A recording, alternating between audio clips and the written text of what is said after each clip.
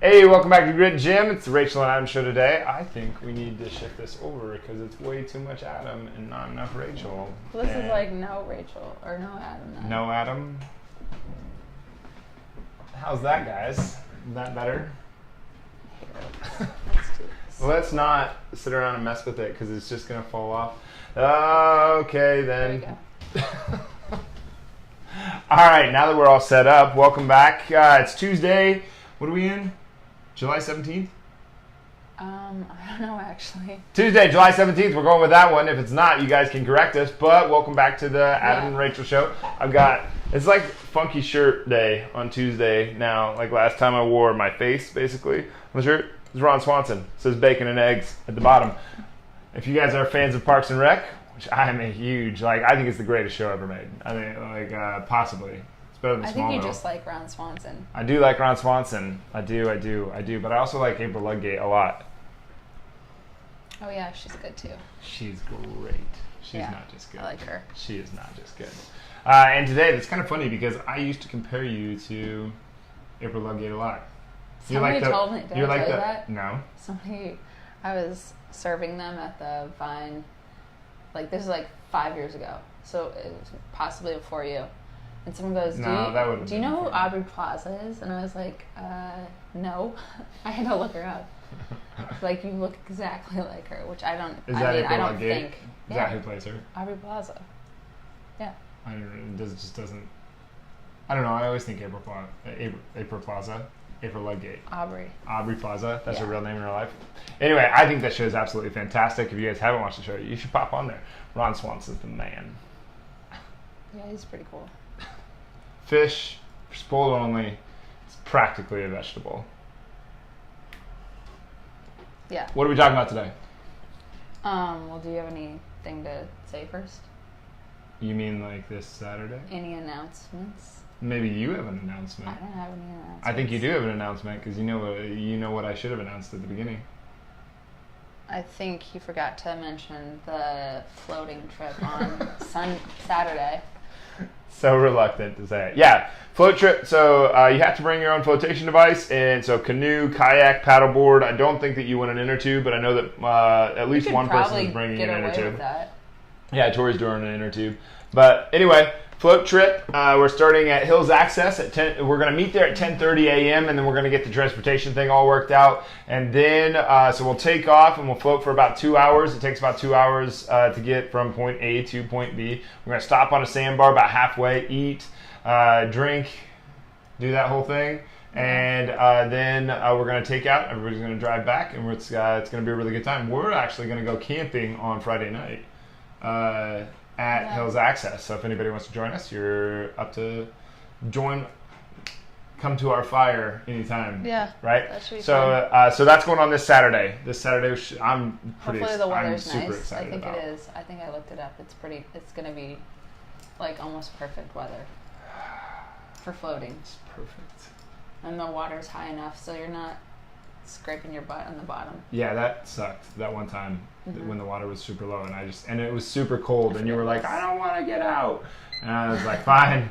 And so I was dragging her the whole way because the fin was catching the entire trip. But anyway, the reason the path that I was going down with the what's her name, Aubrey Plaza, April Ludgate thing was the comparison between, because that's what we're talking about, right? I forgot what we were talking about until you got we're talking about comparisons. Not the need, but I guess the tendency for people to compare themselves to others.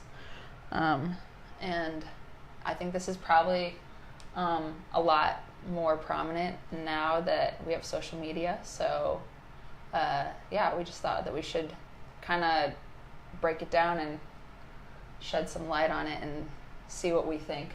And what you guys think as well. I do think it's interesting how often we end up talking about social media on here.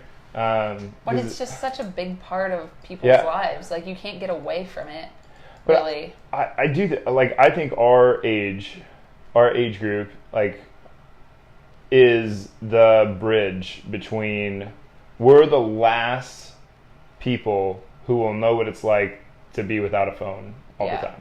For instance, like that's a really easy one. Yeah. So like I think that we're the bridge between, like, obviously if you're 60 years old you can figure out social media, but I think that they're like, I talk to people that are older than me that like they think they understand it, but they just obviously don't, and I don't either. I don't get it at all.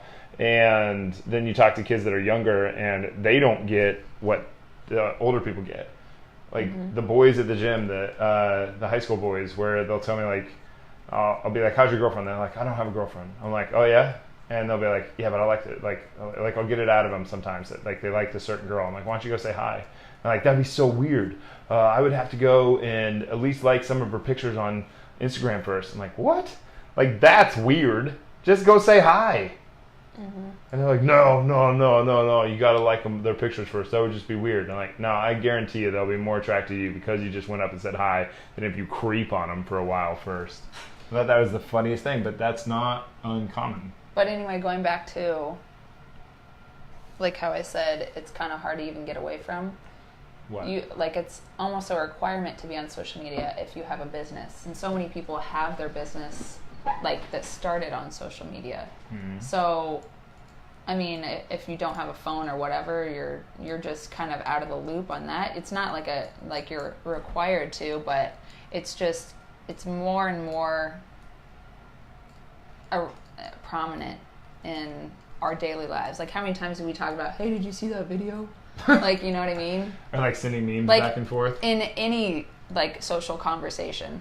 Like, oh, did you see, like, even when they play repeats on sports shows or television, it's inevitable that we're gonna compare ourselves, and we just wanted to talk about that a little bit. You mean like the negatives of social media when you start to, or do you mean the pros and the cons? I think. I think we could focus on either one, but there's both. But I think focusing on the negative is, you don't really realize it until it's really affecting you. True. Yeah. And there's that one that went viral a few years ago, like maybe 4 or 5, maybe 6 years ago. But Joanne Salamik's always the one that's like, she's like, anytime that she brings something up where she's comparing herself to somebody else, she's like, bad Daisy. But the quote is, something about a flower doesn't compare itself to the flower next to it. The flower just blooms. I'm like, that's really nice. That's good. I mean, like, why wouldn't you just bloom as best you possibly can, regardless of who's around you? If you watch the University of Iowa basketball team, they tend to do that a lot, where they play to their level of competition. Like, they'll play up and like just be like, I don't know how to explain this. Like, they'll play up to a really talented team, like a very highly skilled team. They'll play up to that level, and then they'll go and lose to somebody who they should have been able to beat with one arm tied behind their back. Yeah, that's clearly a psychological. Yeah, but is that like that's the same thing as that comparison thing though? Like, if you start being like, if you play to your level of competition, I think that plays into like, why wouldn't you just do the absolute best that you possibly can, regardless of anybody watching or anybody cheering or anybody booing or somebody that you do or don't like beside you?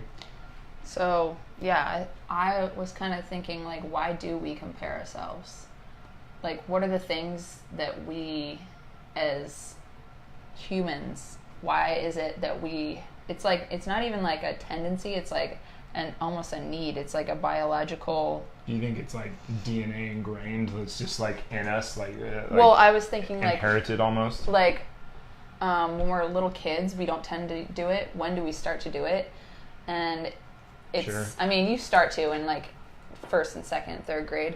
But I was thinking right around when we hit puberty, it's almost like a identity crisis. We start to have feelings and thoughts that are like more than just in our little bubble, like when we're 2 years old.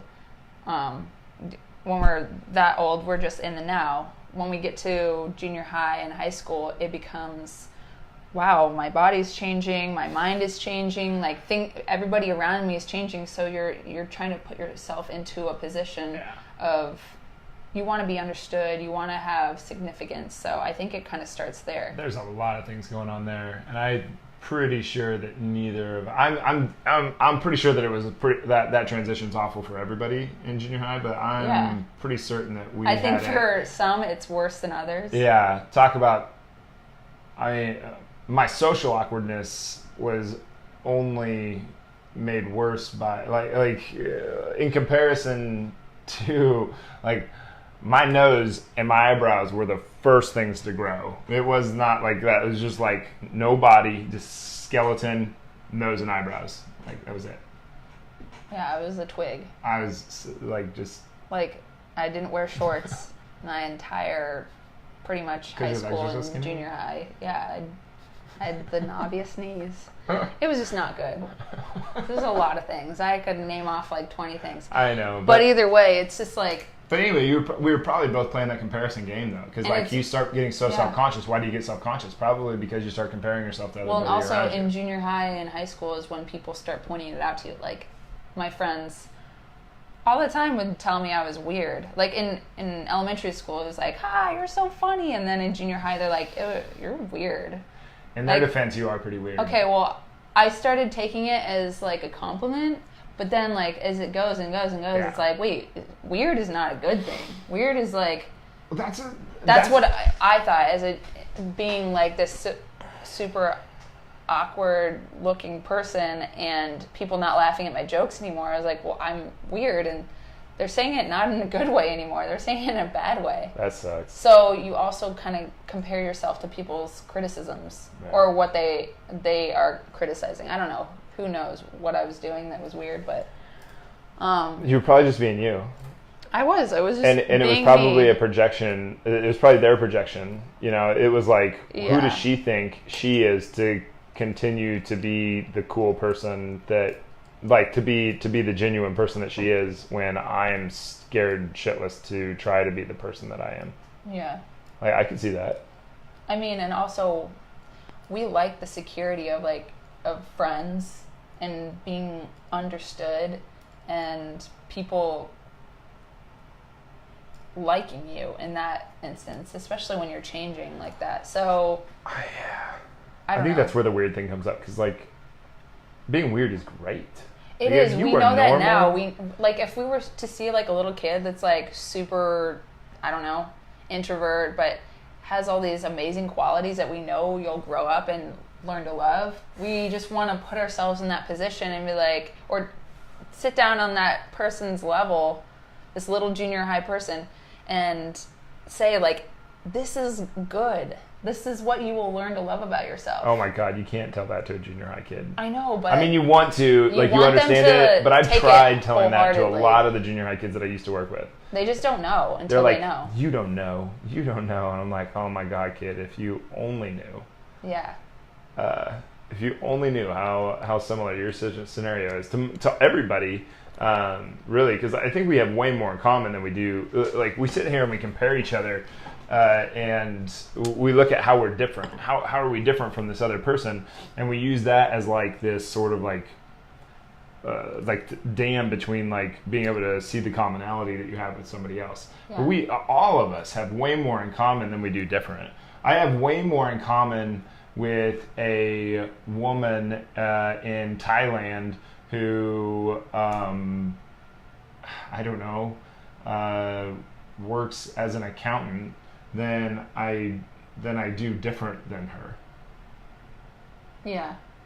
Like, we have fears. We want to belong. We have people that we care about. You know, like we have way more inner commonalities than we do external differences. And see, the thing is also, there are just like we as people are just so complex.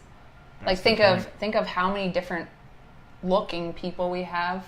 So for us to make comparisons is so weird. It's like, why?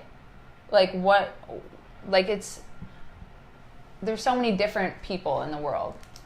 For you to compare yourself to all of Instagram just doesn't make sense. Instagram's a great one because it's like, I think movies just in general, like all this stuff, so even if you go to like a Broadway show where it's live and you get one angle on that Broadway show and you see the actors, it's a completely different deal than when you go to like a cinema. So for instance, if you go on YouTube right now and you type in fences, there will be, oh God, who's the guy that played Simba's dad?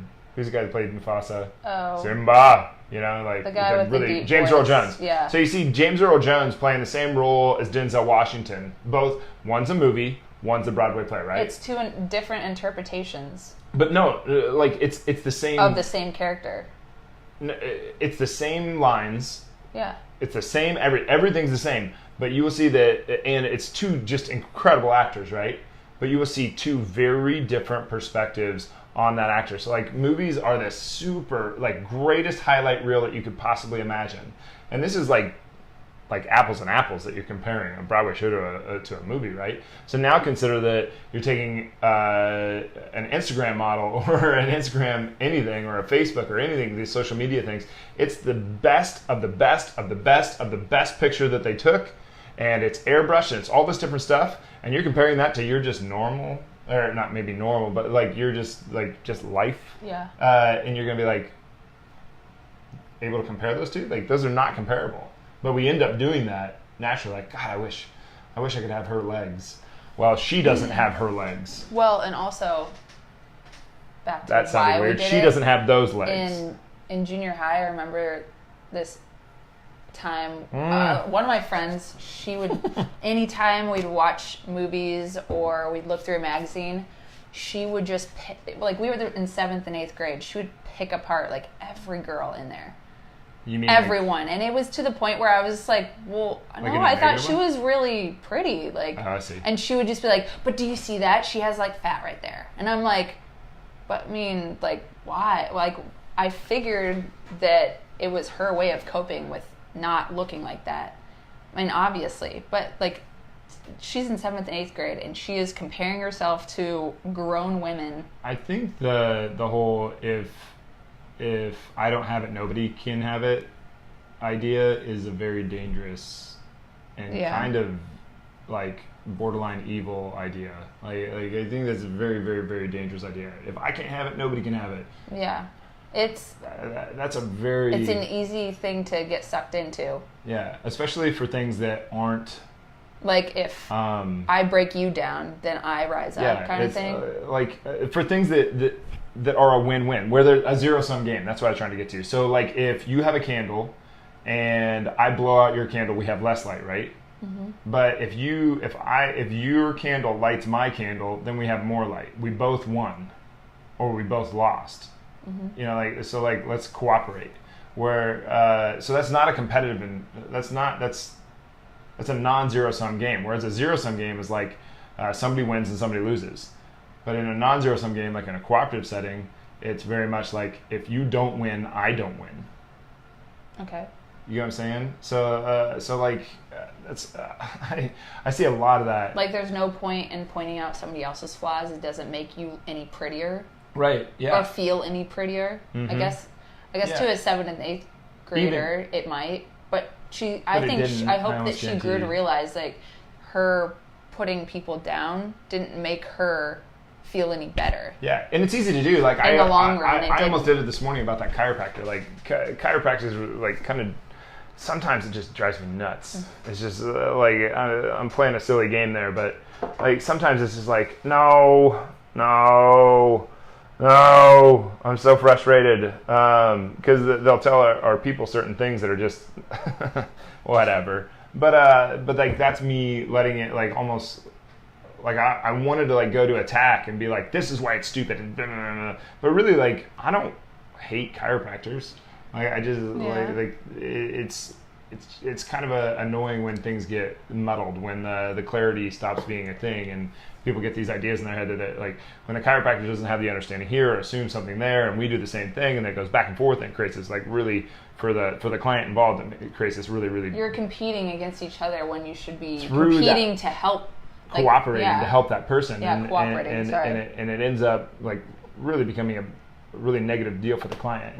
Well, that's what this comparison does. It robs you of the joy of whatever you're doing, because you're like, if you did your absolute best, and you sit there and you mope and you complain and you compare to what somebody else did, then you're not like enjoying the moment for that. Like, you can't be in the moment. You can't be present.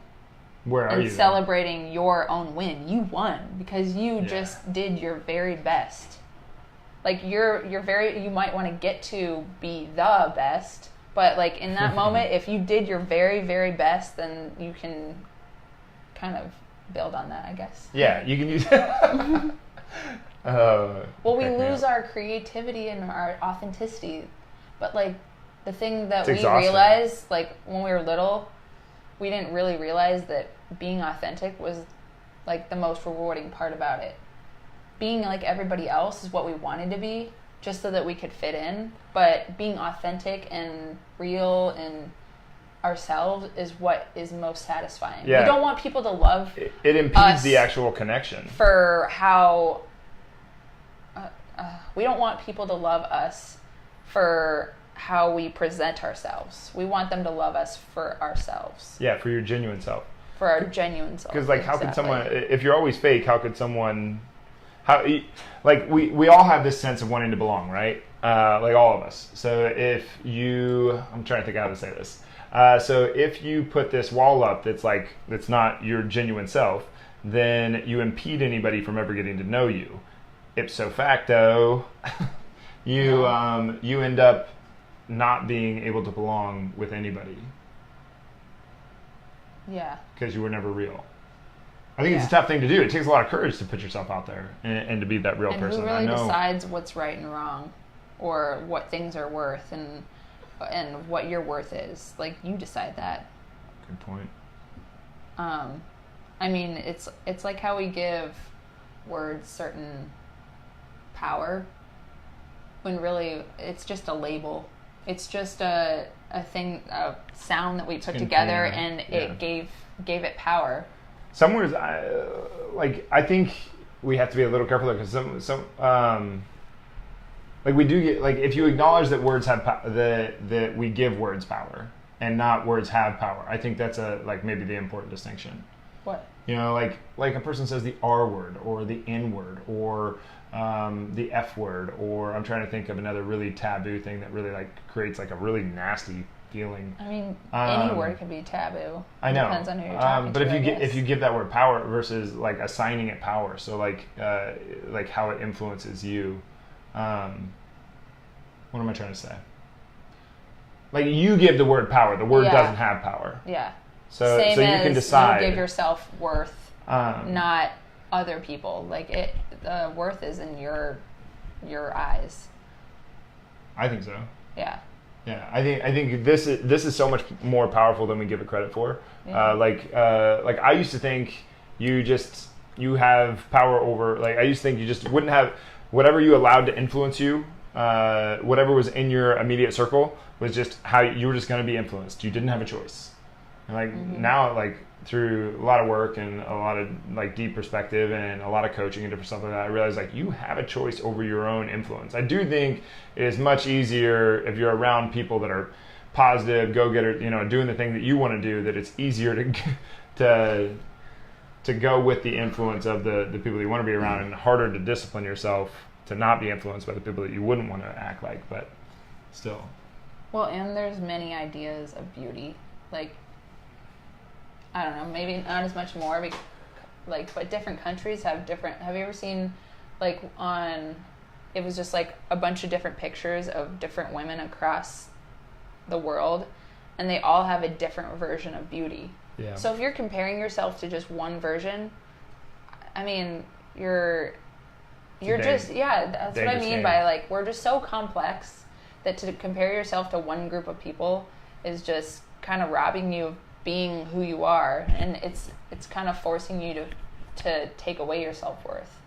You're taking away your ability to love yourself by giving into the conformity of it. Whoa. What? That's a good one. Oh. I do think there's a difference between like if you were to do like a 3-foot view from a 30,000-foot view. Like, from a 30,000-foot view, all humans look exactly the same, right? Mm-hmm. From a 3-foot view, we all look completely different. Yeah. And so, like, when you're really close to the project, I think it's really easy to look at all your friends and be like, no, we're completely different. But when you like scope out, then it's like, okay, well, actually, we're super similar. Yeah. And if we're super similar, and I know that I get scared, like somebody the other day, we were talking about this. They're like, well, my son has anxiety.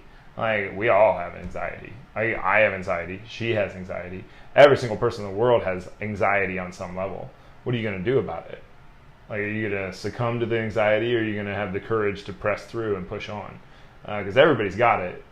And when you're the most scared, everybody else looks like they have their shit together. But really, everybody's playing that same game. Everybody is, maybe, you might be more scared than everybody else, but like it's all on this sliding scale. But like, you get 10 people in a room, every one of them is scared on some level. One might have practiced being in a room with 10 other people more often than you, so they're a little bit more courageous. But everybody's scared. Well, you have to be your own biggest cheerleader. You can't just like be your biggest naysayer, because it's so easy to just wallow in that. Play the victim. Well, yeah. I think that's what you're doing. Like, when you're negatively comparing yourself to other people, I think that's what you're doing. Exactly. You're playing the victim. You're like, oh, poor me, I don't have that model's legs. Oh, poor me, I don't have that model's abs. Oh, poor me, I don't have this. And so, like, then people put that model down to try to build themselves up, but it still is. You didn't go up. You actually placed yourself below that person. That's what jealousy does. So, like, if someone says, "I hate Adam REES," well, so I've heard this one before. You just think you're better than everybody. I'm like, I don't think I'm better than you. Is what I used to think. Now I'm just like, well, why are you putting yourself below me? Like, if you think that I'm better than you and you're putting me up here, you're like, and I'm still right here, you actually put yourself below me. So why are you putting me on this pedestal? It's not me that has the problem. You need to get up to my level, or you need to stop putting yourself down here. Either way, I don't know. I think they're the same thing. But I don't think that I'm better than you. I'm just here. You're the one putting yourself on that scale. Mm-hmm. Well, we all want to be the best version that we can be. So to compare yourself with somebody else's best version, I mean, you can say you want to become like an Olympic athlete. Now you're getting into competition. Well, yeah. I mean, that's what I was. And now we're really getting into comparisons that aren't unhealthy. Competition is a perfectly healthy thing. I'm saying a competition with yourself. Like, if you want to make that your goal, you can. I mean, you don't have to compare yourself to the people. You just have to run faster than them or lift more than them. I mean, that's what you do when you get into like an actual competition. Yeah. Like the Olympics. But you're also not putting yourself below and saying like, I can't ever get to there. Well, that's like, if you are willing to do the work and get to that place, then I think you can use it to a healthy. Yeah, that's still that same thing. That like in wrestling, I always knew that if somebody blew me a kiss from across the mat, because you used to warm up. Like, a lot of the time you'd warm up on opposite ends of the mat, and sometimes another wrestler would try to get in your head, and so he'd like blow you a kiss or he'd wink at you or something. And I was always like, man, I'm gonna murder you. And it wasn't that I was mad. It wasn't that I was mad at him like for blowing me a kiss or anything like that. It's just like, I knew that he was putting himself below me. And when I knew that he was and I knew that because he was trying to get in my head. A skilled wrestler would have relied on his skill. He would have been so confident that he would not even been concerned with me, because wrestling's you against you. And so I knew that he was putting himself below me. And as soon as I knew that he was putting himself below me, I knew that I had this huge upper hand. Not because I put myself up there, but because he put himself down here. And I won every single match ever where another guy tried to pull that crap. That's pretty drastic. But because I learned that early on. It was just something that I picked up on. I was like, why would he be trying to get in my head? He must be worried about me. If he's worried about me, he's scared of me. And if he's scared of me, then he's putting himself below me. He might be a better wrestler than me. I know that I beat wrestlers that were much more skilled than me just because they were so scared. Jeez. I know. This one guy made a joke one time. The referees and the coaches were having this. He made a joke, and I was like, oh, man, I'm going to rip you apart. Because I knew that he didn't have his head in the game. He made it right before. Yeah. Well, there was like a delay. There was a delay, like something was wrong with the clock or something like that, and we were kind of just standing there. I was kind of like just staying loose, staying warm, and he said something. I don't remember what it was. He didn't have his head in the game. I remember looking at it and just being like, huh. I was really surprised because I was actually a little nervous. I was nervous before every match, but I was a little more nervous than usual. I think it was like the first tournament of the year. Yeah, and I just but I knew that he was putting himself below me. I had him. But it's the same thing. So if you're comparing yourself to somebody else, that's in a competitive setting. So in a competitive setting, that's very, very useful. But in a cooperative setting where it's like you and me, if you're like, why do you think that you're so much better than me? Why do you think you're so much smarter than me? Which she never does, but let's say that she did. I'd be like, well, why are you considering yourself dumber than me? That's silly. Like, yeah, I don't think that you're like either. Like, I don't think you're dumb. I think you're really, really smart. Do you get what I'm saying? Yeah, I get like that would be that would be a project. That would be you putting yourself below me and then projecting out because of it. Yeah, when it deters from the end goal, like especially when you're comparing yourself in a relationship, that's when it gets really, really bad because then you're not doing it as a team. You're competing against each other. Yeah, the comparison thing is not going to win in that scenario. There's a big difference between going to war together and going to war against each other. Huge difference there. Well, I mean, even in like a family setting too. Like you always see it with twins. There's like I grew up with. I don't know with twins. They're like it's in that kind of respect. They do get to a point where they almost exceed everybody's expectations because they're just like comparing constantly. It's kind of cool to watch. Like it's cool to watch. I grew up like we were basically brothers with identical twins, and then there's another twin set of twins that I was in wrestling with all the way through. It was interesting. So like, especially with let's say the two twins were fighting against each other. Yeah. And I stood and I was like, no, this one is right and you're wrong. Both of them would come at me. Yeah. Like it went from head on between the two of them to both of them just being like in an instant. So like you can see the competition versus cooperation thing just flip in an instant. And I think it's really easy to do in the comparison thing. Really easy. And I think it's very easy to play the zero-sum game instead of the non-zero-sum game. You play the zero-sum game and both of you lose in a cooperative setting. It's either we're both going to win or we're both going to lose. It's not. It's an either or. Oops. Let me do this. Whereas like in a competitive setting, either you're going to win or you're going to lose. Well, it becomes life or death in a certain way. Whoa. Like you're willing to kind of strip away every sort of common sense to know that you're right or to be told that you're right. I mean, I've been in that situation when it's just completely not reasonable. Many times. Yeah, you become unreasonable. You can't think clearly. You just want to hear the words, oh, you're right. Even if you're not. You just would, it's life or death. Okay, should we wrap up? Yeah, maybe. If anybody has any questions. Nope. All right. You can wrap it up. Oh, really? Mm-hmm. Well, that's lock it up, not wrap it up. Wrap it up. You wrap it up.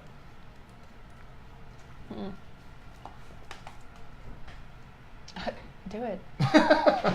Anyway, so what was the last thing? Oh, we're floating down the river Saturday, meeting at 10 a.m. at Hills Access. If anybody has any questions, just shoot me a message. I don't know what the address is there. I know that if you just Google Hills Access, it'll pop up. Hills Access, Iowa, it'll pop up. Mm-hmm. But anyway, this is about to go off. Anyway, please like, comment, share. If you guys, whatever you got out of this, whether you hated it, whether you liked it, we would really like to know your perspective. I don't just say that either. Like, I really want to know your perspective. Part of the reason we do this, I've never really figured out a title for this thing, but I really do consider myself just one of, like, if not the, maybe, I'm definitely one of the most curious people in the world. Like, I want to know everything. I want to know what everybody's thinking. I want to know every single known thing in the world. Like, if I could cram it into my brain somehow, I totally would, because I just think everything is so interesting. And the last second that I am here on this planet, I hope I have a new epiphany, a new realization. I hope I go, how about that? Anyway, a whole lot of good stuff today. Thanks, Aaron. Really appreciate it. Anyway. Ryan. All right, thanks, guys. We'll be back next Tuesday with Rachel. I'll be on the show tomorrow. I'm going to see if I can wrangle up a expert interview. I'm having trouble getting some people scheduled. But anyway, if you would like to be on the show or know anybody, please send them my way. I would love to interview them. I would love to have suggestions. But anyway, Thanks for being here, guys. We'll see you soon.